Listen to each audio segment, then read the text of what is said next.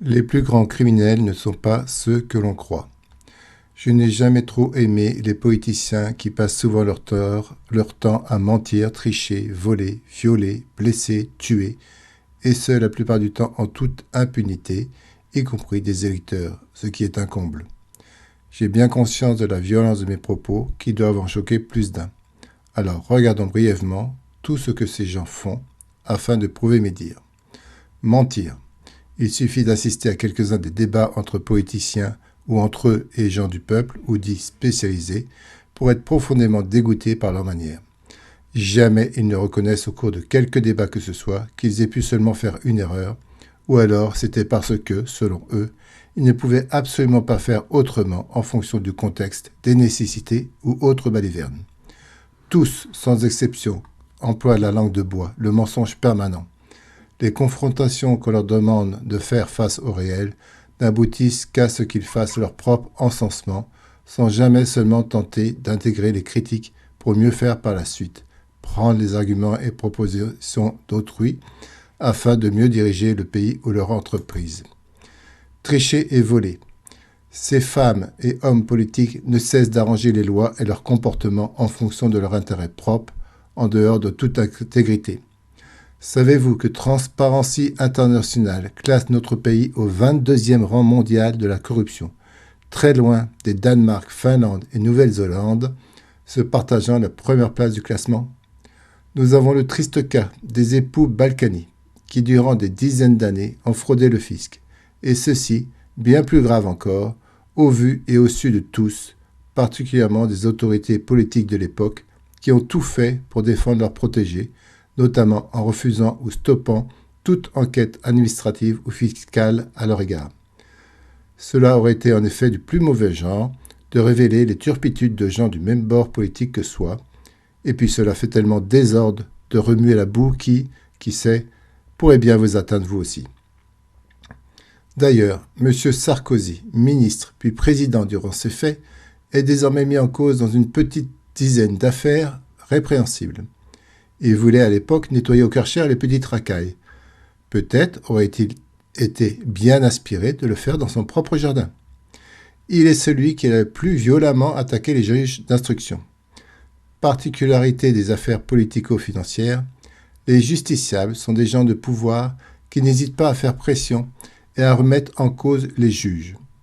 Nicolas Sarkozy se montre fidèle à une longue lignée de responsables politiques, de l'extrême gauche à l'extrême droite, qui ont choisi de s'en prendre publiquement aux magistrats qui les poursuivent. Tout cela continue à avoir cours.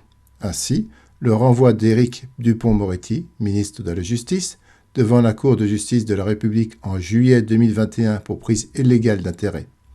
Emmanuel Macron considéra cela comme une instrumentalisation de la procédure pénale à des fins politiques et reconduisit l'ancien ténor du barreau dans le gouvernement.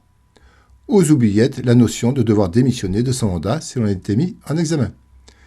Pratique tout de même d'être ministre de la Justice pour cela. Les multiples abus, délais judiciaires, procédures jamais achevées, non-lieux bien opportuns, fuites dans des paradis fiscaux ou judiciaires, ainsi que les sanctions inexistantes, conduisent les citoyens à considérer comme tous pourris ou tous profiteurs des catégories entières de professionnels. L'affaire Cahuzac est également emblématique, puisque c'était le ministre du Budget, héros de la lutte contre la fraude fiscale, qui se révèle en fait l'avoir pratiquée à grande échelle. Il était titulaire de comptes non déclarés à l'étranger, a reçu des honoraires de laboratoires médicaux pour une activité de conseil et démentit pendant plusieurs mois les informations qui les visaient. Pas étonnant que les 3/4 des Français jugent les politiciens comme plutôt corrompus. L'affaire Cahuzac a conduit à obliger les députés à déclarer leurs fortunes et intérêts divers dans des sociétés. Heureusement pour eux, cela ne les oblige pas à dire d'où vient cette fortune, sans doute très souvent mal acquise. L'ensemble des députés de tout genre peuvent être considérés comme corrompus. En témoigne l'auto-amnistie de 1989 qu'ils se sont eux-mêmes octroyés. Bien pratique de voter les lois qui vous concernent, en l'occurrence, les financements politiques illégaux faits à l'aide d'entreprises. Seul le Parti communiste a voté contre. Pour faire semblant, certains se sont abstenus. La belle affaire. Je me cache les yeux, n'ai rien vu, ni entendu, ni dit. Ce n'est pas grave. Les Français ont payé leurs représentants mafieux qui ont triché en toute impunité. On peut en fait parler de vol pur et simple. Derrière infamie pour cette loi d'auto-amnistie, deux exceptions à l'amnistie sont prévues, la corruption et l'enrichissement personnel. Mais si les charges sont amnistiées pour les autres inculpés, il sera difficile de prouver leur réalité pour les élus inculpés. Le député de la Révolution de 1789 doit se retourner dans sa tombe avec leur déclaration des droits de l'homme. La corruption des élites politiques est jugée fréquente par 54% des ouvriers, mais seulement 34% des cadres supérieurs, 50% de ceux qui se perçoivent en bas de l'échelle sociale, mais 33% seulement de ceux qui se considèrent en haut. Pas étonnant, car plus on s'approche des élites, où on en fait partie, davantage on est prêt à leur pardonner les malversations qu'ils peuvent s'octroyer, et auxquelles on pourrait aussi prétendre. Ainsi, les indemnités parlementaires cossues pour lesquelles aucun député ne doit en prouver le bon usage. Violé. Les différents mouvements MeToo ont montré qu'aucun milieu social n'est absent des horreurs d'attouchements sexuels et de viol.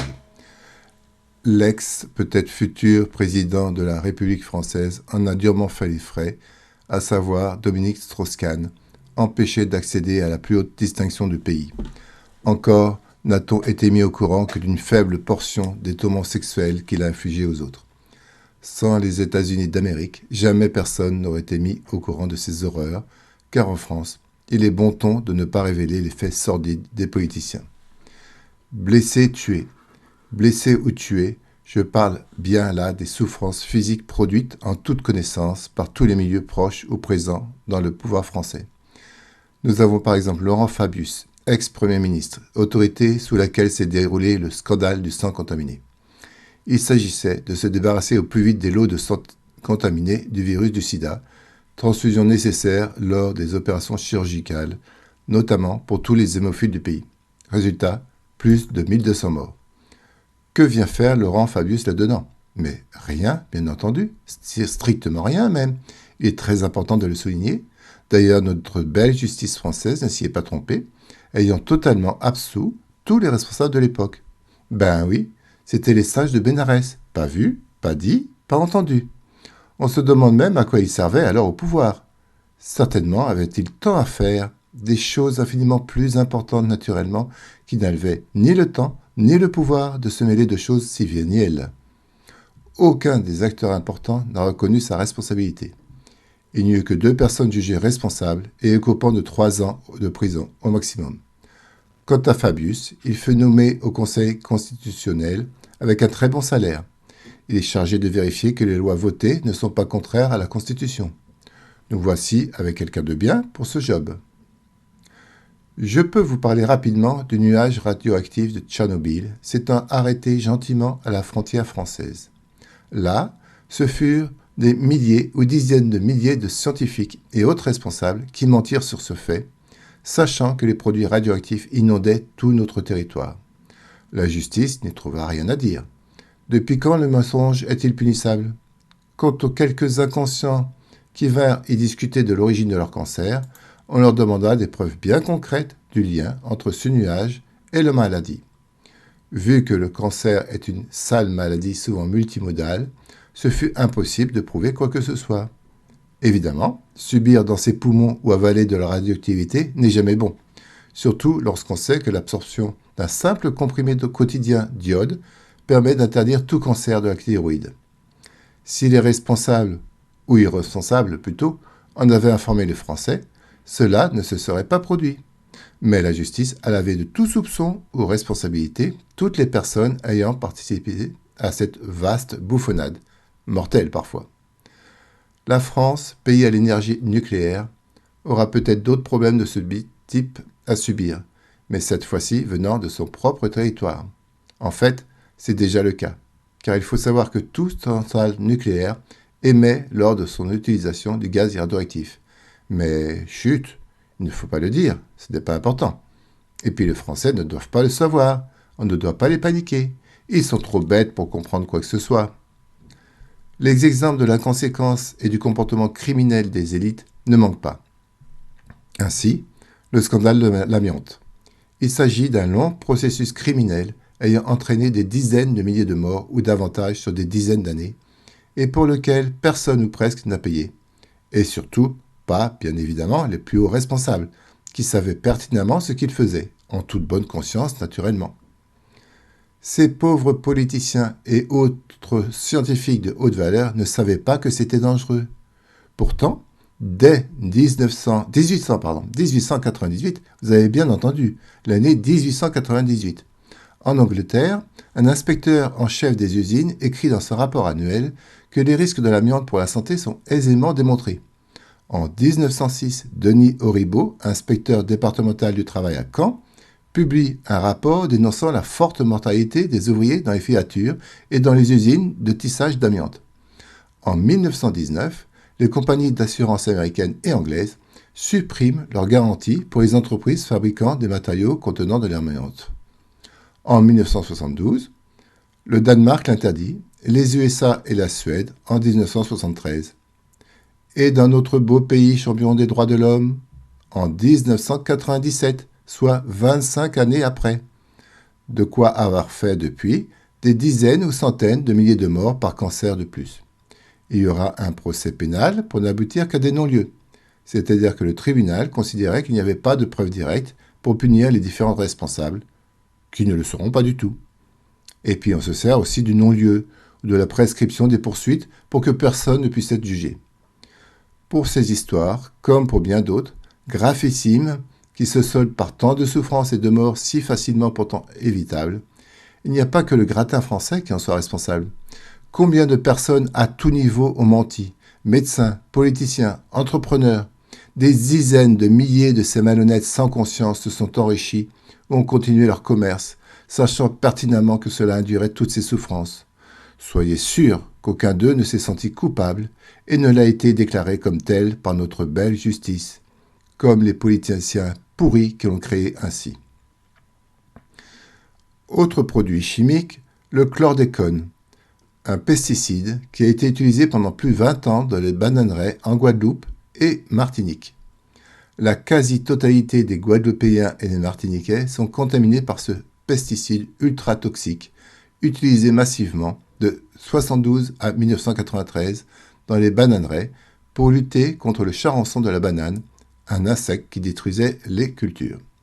Le chlordécone a contaminé les sols, rivières, littoral marin, bétail, volailles, poissons, crustacés, légumes racines et la population elle-même. Une situation unique au monde. Le chlordécone est un perturbateur endocrinien reconnu comme neurotoxique, pouvant altérer la fertilité et classé cancérigène possible dès 1979 par l'Organisation mondiale de la santé. En 1975, les ouvriers de l'usine en Virginie, USA, qui fabriquaient le pesticide, ont développé de sévères troubles neurologiques et testiculaires après avoir été exposés à de fortes doses. Troubles de la motricité, de l'humeur, de l'élocution, de la mémoire immédiate, avec des mouvements anarchiques des globes oculaires. Ces effets ont disparu par la suite, car le corps élimine la moitié du chlordécone au bout de 165 jours, à condition, bien sûr, de ne pas en réabsorber. Les États-Unis ont fermé l'usine et banni le produit dès 1977. La France a fini par l'interdire en 1990. Le chlordécone a toutefois été autorisé aux Antilles jusqu'en 1993 par 2 dérogations successives signées par les ministres de l'Agriculture de l'époque. Cela ne fait guère que 16 années de retard et des milliers ou davantage de souffrances et de morts qui auraient dû ne pas exister. Effets négatifs sur le développement cognitif et moteur de nourrissons, cancer de la prostate 2 fois plus fréquent et grave aux Antilles qu'en métropole. Les Antilles sont contaminées pour des siècles, car la molécule est très persistante dans l'environnement jusqu'à 700 ans. La quasi-totalité des 800 000 habitants sont aujourd'hui contaminés par voie alimentaire. Et ce type de mauvaise aventure, vous pouvez être sûr qu'il est en train de se reproduire un grand nombre de fois dans notre beau pays. Par exemple, le glyphosate qui a priori est un cancérigène, et c'est au niveau européen que son interdiction pose problème. La France, comme d'habitude, s'est abstenue au lieu de l'interdire, et cela risque d'être reparti pour 10 ans.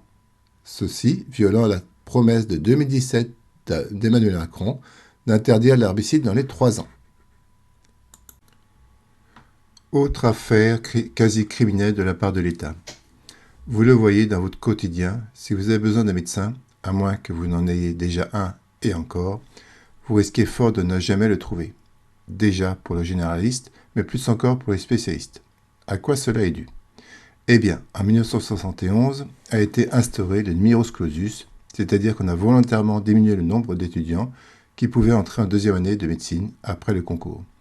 Ceci en vue de diminuer évidemment le nombre de médecins et donc, d'après l'État, de diminuer les remboursements de sécurité sociale.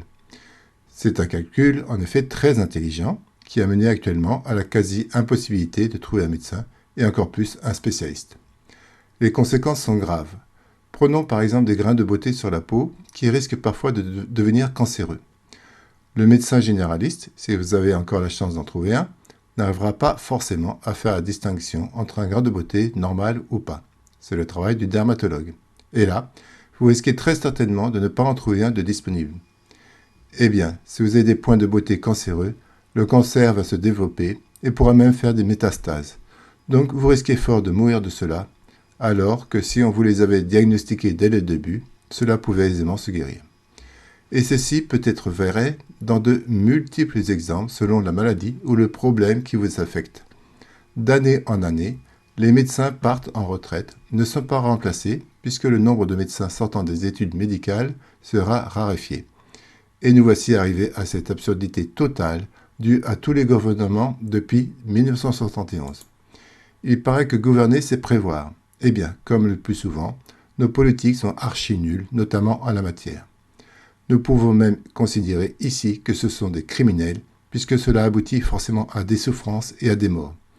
Mais surtout, ne vous inquiétez pas pour eux, ils n'en seront jamais punis. Je l'ai vérifié auprès d'un service juridique. Il est impossible de les poursuivre devant une quelconque juridiction française pour cela. Conclusion sur nos gentils politiciens et autres supposés élites. En fait, ils n'ont la plupart du temps ni foi ni loi. Pour les lois, ils les construisent dans leur intérêt unique ou presque, ou au moins pour les gens votant pour eux. Normalement, ils devraient être les représentants de tous les Français, mais on est loin du compte. Il est important de souligner combien nos concitoyens dits supérieurs ne sont en loin pas exempts de toute la noirceur possible des politiques, puisqu'ils en sont très souvent les complices. La conclusion, je suppose que vous l'avez déjà. La réputation des politiciens et politiciennes est amplement méritée. L'économie, le commerce passent largement avant le bien-être matériel, physique et psychique de la population. Ceci au mépris de tant de souffrances et même jusqu'à la mort. Pour ces politiques, c'est normal, car il faut avant tout que le commerce, l'industrie vivent. Les politiques font partie de l'élite du pays et à ce titre-là sont très proches ou même participent à tout ce qui ramène de l'argent. Donc, il ne faut surtout pas gêner là-dessus les petits copains ni eux-mêmes. Poniatowski, ancien ministre de l'Intérieur, disait « République de copains et de coquins ». Je dirais plutôt « République de menteurs, tricheurs, voleurs, violeurs et meurtriers ». Pas toujours, mais pas rarement, comme le montrent objectivement les faits.